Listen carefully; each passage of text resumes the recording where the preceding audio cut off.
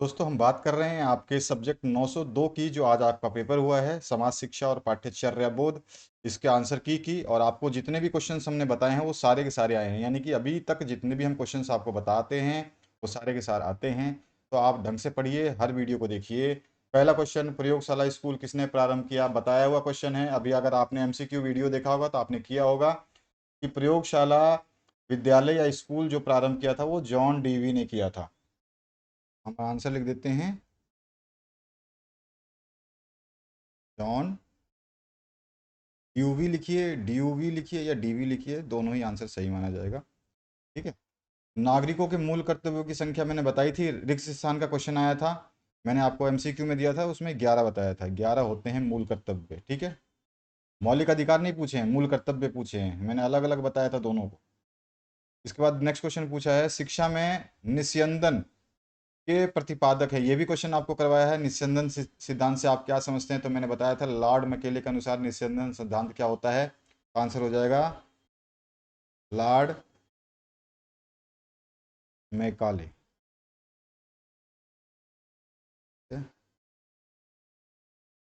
Lord Macaulay. Next जो question है इसमें क्या पूछा गया है उसकी बात करते हैं। यहाँ पे ई नहीं है, लॉर्ड है।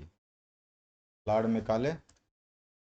राष्ट्रीय शिक्षा नीति 2020 के मसौदा समिति के अध्यक्ष कौन थे? 2020 के मसौदा समिति के अध्यक्ष के बारे में पूछा गया है, ध्यान रखिएगा। नाम हो जाएगा इनका डॉक्टर कस्तूरी नंगन। तो यहाँ पे कस्तूरी नंगन।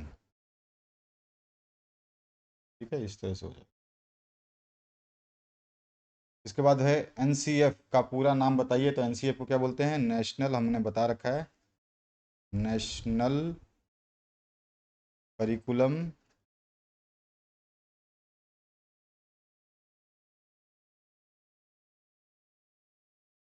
फ्रेमवर्क।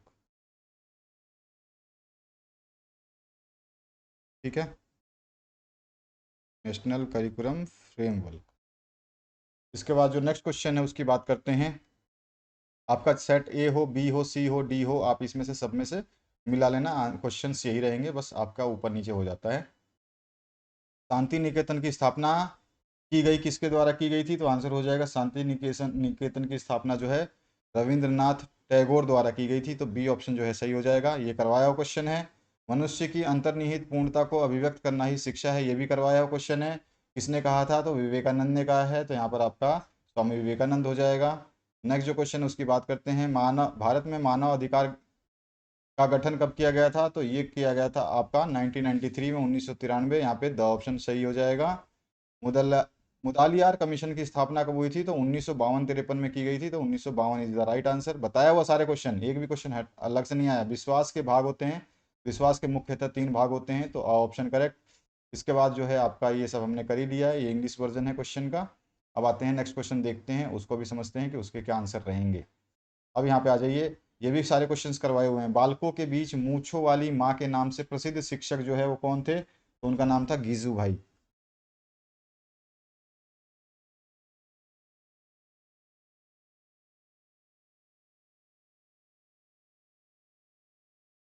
गीजू भाई। इसके बाद जो नेक्स्ट क्वेश्चन है, सूचना का अधिकार अधिनियम खालिस्तान में पारित हुआ।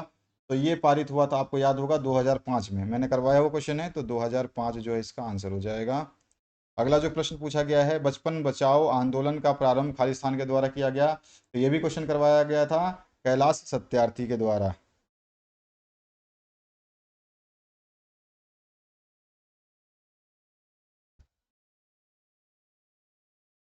कैलाश कैलाश सत्यार्थी द्वारा।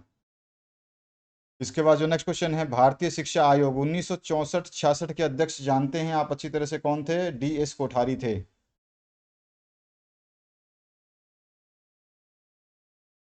Doctor D S Kothari. इसके बाद जो नेक्स्ट क्वेश्चन है उसकी बात करते हैं। कुछ करना या क्रिया करने की क्षमता ही ज्ञान है, ये भी करवाया हुआ क्वेश्चन है। और इसको ये एमसीक्यू आया था, एमसीक्यू को मैंने करवाया था, और वो था कार्ल सबेबी। कार्ल वी बी। आप जा करके अगर एमसीक्यू की वीडियो देखोगे तो इस सारे अभी तक जो क्वेश्चन मैंने करवाए हैं वो सारे मिलेंगे आपको, सारे के सारे करवाए हुए क्वेश्चंस हैं। ठीक है, तो ये है आपका सही सही करेक्ट आंसर सारे के सारे। अब आ जाइए नेक्स्ट क्वेश्चन की तरफ बात करते हैं। शिक्षा के कोई चार आदर्शवादी मूल्य बताइए। तो आप बता सकते हैं चार आदर्शवादी मूल्य, मैंने आपको बताया था, आपने ढंग से पढ़ा होगा तो आपको याद होगा।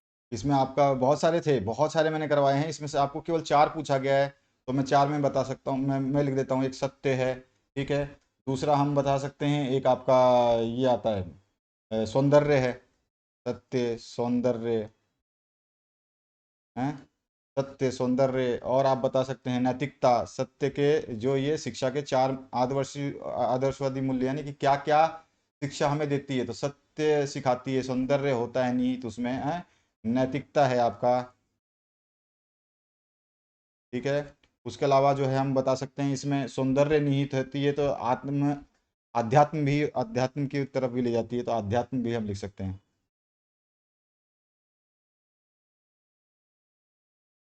ठीक है ना। तो ये भी हो सकता है। इसके अलावा और भी बहुत सारे हैं जो आपने लिखे होंगे, वो तो सही हैं, लेकिन आपको केवल मूल्य बताने, शिक्षा भाई हमें क्या क्या मूल्य सिखाती है। यशपाल समिति की सिफारिशें लिखी हैं, इसके लिए मैंने बहुत बार बार आपको बताया यशपाल समिति की सिफारिशें क्या क्या होती हैं, क्वेश्चंस कराए हुए हैं। आकलन क्या होता है ये भी करवाया हुआ है। यहाँ पर शिक्षा के चार स्तंभों के नाम लिखिए, ये भी क्वेश्चन मैंने आपको कराया हुआ है। इसमें चार स्तंभ कौन कौन से थे, तो शिक्षा के चार स्तंभ थे। एक तो जानना सीखना, जानना सीखना। दूसरा था आपका करना, करना सीखना।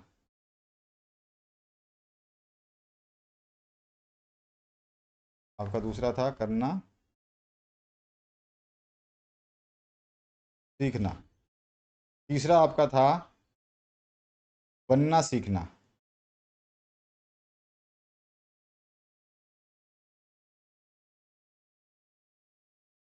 और चौथा था एक साथ रहना सीखना।